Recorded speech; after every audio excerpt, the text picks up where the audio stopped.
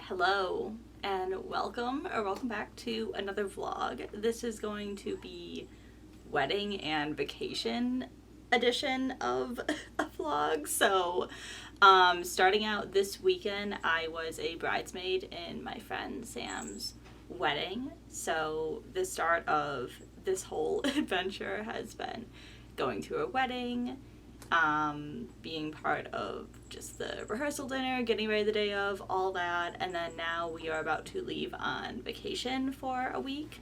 So to kick things off, I decided to read The Wedding People. I really wanted to finish reading this before the wedding, but I did in fact start it the day of the rehearsal dinner, so there just was not time. So in this vlog I will be finishing this and then starting on more reads once we go on vacation. So just to tell you a little bit about The Wedding People, I didn't know too much about this going in. I just knew it was sad and everyone loved it. That's all I knew. So I'm about halfway through right now. So pretty much we follow Phoebe, and she is staying at this hotel that she had booked when she was married, and now she's, I think it's fairly recently divorced, going through it, really having a very tough time. Shows up at this hotel, and she's just assumed to be one of the wedding people. Like, oh, you're here for the wedding, right? And she's like, no. Turns out she's the only one in this hotel that is not in fact there for the wedding. Ends up meeting the bride. They build a connection, and then she also ends up meeting the groom as well, and things just kind of go from there. This is very character driven for sure, and just exploring all these different characters between the bride and the main character Phoebe, and then hearing more about the groom and his past and everything. I'm really liking this so far. It is definitely a tough subject matter. If you struggle with depression or suicidal ideation, this definitely has triggers for that for sure. And in the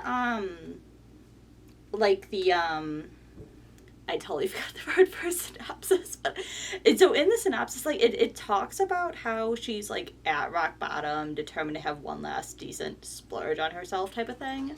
But I do kind of wish it did mention this woman is suicidal straight up. So if that's something that you are, comfortable reading about going in, I just think that's a good thing to know before you start it, because it's very much mentioning that. But I really like our main character's sense of humor and personality, and all of the different literary things being mentioned, and books being mentioned and things like that. Breaking Bad randomly being mentioned. Yeah, this is just really good so far. So I will update you when I hopefully finish this today. We have quite a drive to go to where we're staying. We're basically staying in the cabins and camping by a lake for a week. So we are kind of road tripping to the destination today. But I will now cue montage of the beautiful wedding that we just went to, so you can see just kind of some of the footage from those couple days. And then I'll be back when I have an update on the book.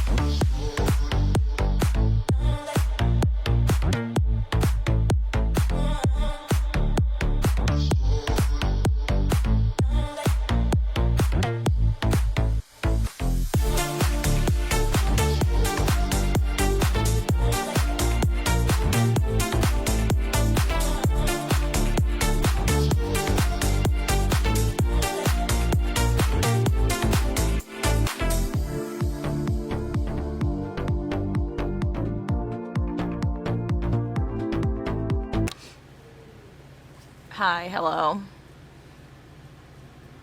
Are you trying to be in this video? I'm here. He's in the update. Okay. Y'all, so hopefully my audio is okay. I guess we're going to find out after this. So I finished The Wedding People. I'm giving this 5 stars. It was great. I really loved the just kind of character exploration, everyone being messy. The actual plot it kind of really didn't make sense because why were people spending this much to stay at a hotel for a whole week for someone's wedding? Like, how close were they even with her? If you think about it too much, it doesn't make any sense. But I loved all like the messiness and getting to know all the side characters and all of that. I really like just the main character, her growth throughout the story. I don't usually like when people write books or movies about like someone's going through it and they're depressed and like they found this silver lining in life and like life's worth living type of stories, which I mean this kind of was. But I don't know, it worked for me. I liked it. It was great. I should have read this when it came out, like 3 years ago or whatever, but um yeah, it was good vibes. It was really fun to read after just being in and at a wedding for like a couple that's very much meant to be together. Like reading about all this like messiness was just it was fun. I do have one thing though that like I'm gonna put a spoiler thing, but if someone could tell me because I really want to know what happened to this man. So this is your warning. I am talking about spoilers for Wedding People. Are you trying to read The Wedding People? No, go ahead. Okay. So what the hell happened to Tom? So her ex, right? He cheats on her with Mia, but Mia has a husband, Tom, and they have a whole child together. So what happened to this man? Like I know that some of the plot was just, what it was, but like I needed an update on him. I know he was a very minor side character, but like he had to have some feelings about his wife just leaving him, and like they were all close friends before too, right? So like what happened to Tom? Like if I just missed it, someone let me know, but I was trying to look and I didn't see anything saying what happened to that man. So I need to know. End of spoilers. That was my only thing. I want to know. But yeah, other than that, there were a lot of fun bits in this. There were some funny parts. Like I wouldn't really say it's like a comedy book, but just some of the outrageous things that happened, I was like, oh, I didn't see that coming. So yeah, The Wedding People was great. And then now I have started reading Don't Let the Forest In. I'm on chapter 10, so I'm on page 87. This is like a YA horror fantasy. I don't know if it's actually in like the fantasy or the horror. I'm assuming horror because there was like some scary things starting to happen already. I've heard people talk about this since it came out and I've heard nothing but good things about it. I am liking it so far. It's very like pretty prose, like lyrical type writing. I do really like the writing, but it's kind of one of those like more vibes than plot type of thing, but there is like a level of mystery happening. So what this is about, there's these two boys at this, like I think it's a boarding school.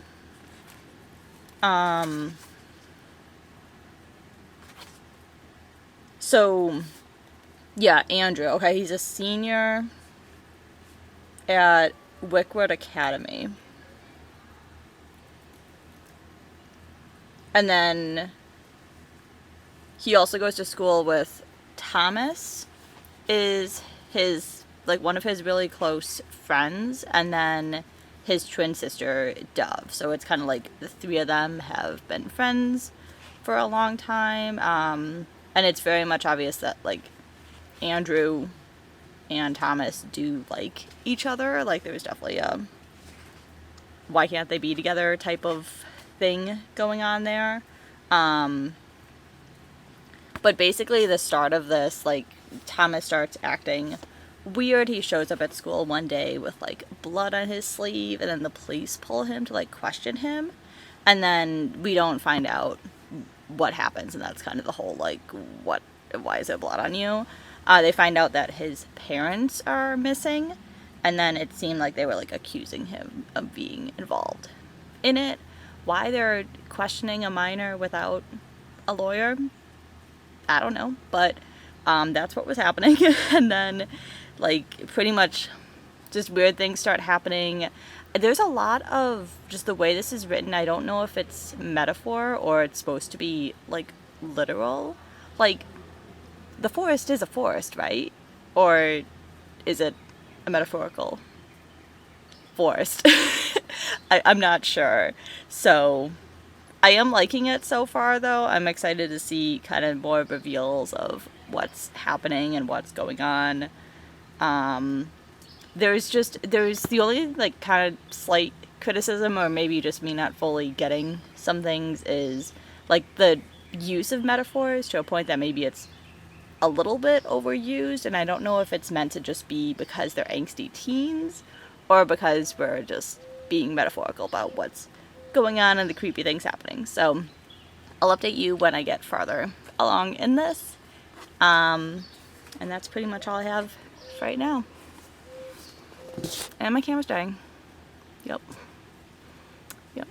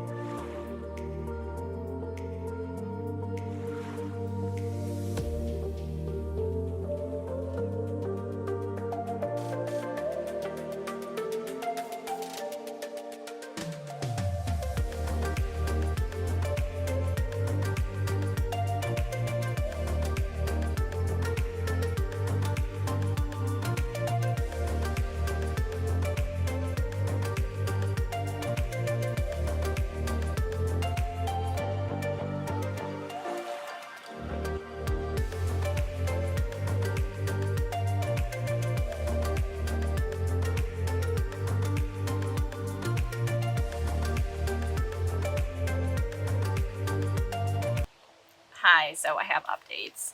So I made it about 150 pages into Don't Let the Forest In, and I had to take a break from this. It's really good, but it's really heavy, and that's just not the vibes I wanted to read right now. So I'm definitely going to continue this, but honestly, I might read it on, like, the drive home. Yeah, it's really good. I just wasn't feeling it right now, so I take a break. So I did end up picking up Left of Forever, because I was just in kind of like a silly, goofy romance mood. And I am, like, almost done with this, so I'm 274 pages in. This is really good. It's a second chance romance, and I don't think I've actually read any second chance romances before. It's about this couple that was married before, has a kid, and now they're, like, looking to see if they're still basically compatible after being divorced for 5 years. Or separated, I don't know if they legally got divorced, but separated, whatever. So basically the whole thing is their son is now going to college, so they dropped the son off at college, and now they're going to, like, go on this trip to rediscover themselves and their relationship, and if the relationship still, like, has a chance or whatever. Yeah, it's really cute. And she owns a bakery in, like, a small town. He's a firefighter. So I do like their, like, just dynamic backgrounds, whatever. The only thing I will say about this is I did pick it up specifically for this trip because it has, like, the foresty background and, like, the woods and stuff like that. And they have not got to anything like camping or foresty or in the woods until, like, 270 something pages in, like, where I'm at now. So it's mentioned, like, earlier that, like, this is going to be a stop on their, like, trip, but it's definitely not, like, the plot focal place of the book at all. So I mean, I will still recommend this just based off what I've read so far. Like, it's a really good book. It's just, it's not the setting that I thought it was going to be. And I really just based that off of the cover.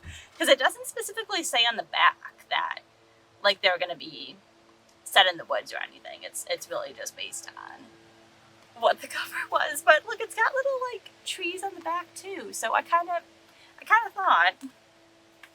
But yeah, I mean, so far this is really good. It does it feels like probably like a 4-star, but I'm having a good time with it. I think I just needed something to take a break from kind of heavier topics. So that's what I started. And then, unrelated, but I also made progress on my bracelet. Look at the pretty colors. So I'm excited to see how this is going to turn out. I think the rest of today, we're probably just going to get back in the water and just, like, hang out until we have to leave tomorrow. So I definitely didn't read, like, as much as I potentially planned for this trip, but also it's vacation, so we've been busy and hanging out and everything. So it's just been good to kind of be around family and be out here by the lake. So if we do anything else exciting, I'll let you know, but reading wise, that's kind of all I have right now. I do have a graphic novel with me that I might read later, and then the other day I did start I'm reading, I'll put the cover here, I'm reading this book on my Kindle. It's like Jason's Mistress. It is what it is. I don't know if I'm gonna commit to finishing it. It's like 150 pages long. The writing's okay. They don't spell Jason the way you should spell Jason, though, which is weird to me. It is what it is. That's all I have to say about that. If I'm bored later tonight, maybe I will read more of that, but I would rather try to commit to finishing Don't Let the Forest In than read that weird erotica. So, but I'll let you know what else I read. So, talk to you later.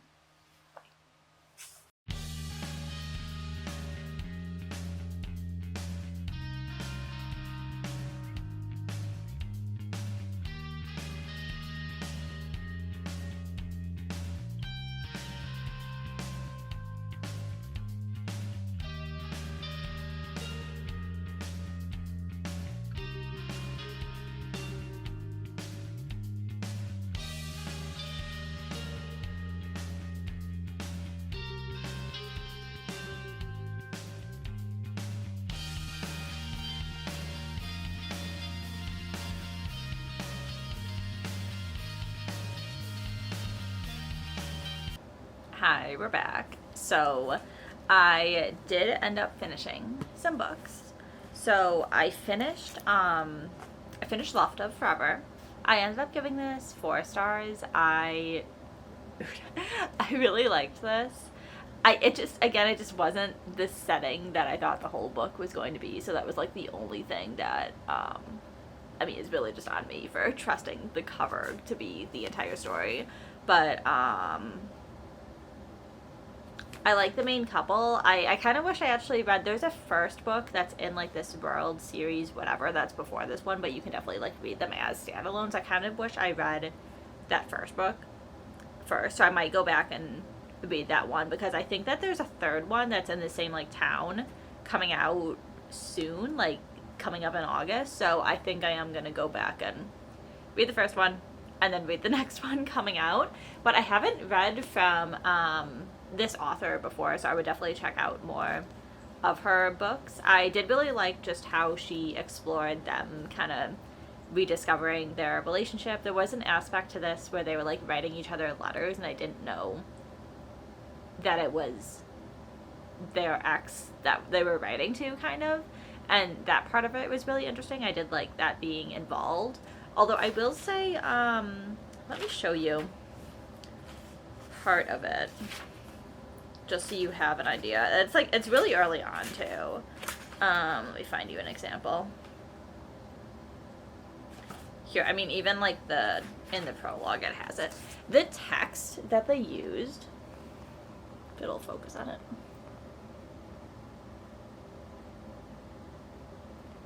Yeah, the text is just like, I don't know why they chose that font. I feel like they're kind of hard. It was kind of like annoying to read, especially like for the longer letters, but that's kind of my only complaint about, I mean, the book in general. I'm not 100% sure what I would say like kept this from being a 5-star. I feel like it's really hard for me to find like 5-star romances, and it's kind of just based off of vibes. But overall, really enjoyed this. I liked just the couple, their conversations. There were like some spicier scenes, but it wasn't anything like super crazy. But I do feel like the way they kind of spread that out made it like the story go a little bit faster, I guess. I don't know. But yeah, I would recommend this. I think this was a good time. And then also on the drive home, I ended up reading Clara and the Devil. This is a graphic novel. I would rate this probably 4 stars. Yeah, like 3.54. I really enjoyed the art style in here. It's just so, it's just a really unique style that I really haven't seen too much. Here, I'll show you a page. And this is about this girl, Clara. I was about to say Carol. Clara works at a library, and the devil comes in to get a library card. So the whole story is basically just like her interactions with the devil, and him meeting other friends of hers, and kind of like being a part of this town. There really isn't too much like plot wise with this. It's kind of just like discussions of power, and that's kind of it. But I did really like the art. I feel like the art really carried the story. It's kind of one of those, it's kind of vibes. It's kind of what this is. But if you're looking just for like a quick graphic novel to read, I would recommend picking this up. I think this could be good if you're looking for like kind of something with spookier vibes. I think around like fall time this would be a really fun read. But yeah, this was fun. So I'm glad that I got this from the library. This is the volume 1, and I saw that there's going to be a volume 2. I don't think it's out yet. I think this actually just came out recently. So, but I would continue in this series. So that was Clara and the Devil. And then once I got home, I ended up finishing Don't Let the Forest In. And I kind of have mixed feelings about this. It was good. Like I said in my other clip when I started this, it's heavy, and that's kind of just what it is. But the more I was reading it, you know what it reminds me of? Like being on Tumblr as a teenager. That's kind of what this book is. It's very angsty, the entire book, and I think that kind of just took me out of it a little bit. The writing was good. Like, I liked the way it was written. It was just, everything was so dramatic, which I guess is the point of this, but I think part of that just didn't fully work for me, I guess. I would end up giving this like 3.5 stars out of 5 is what I would rank this.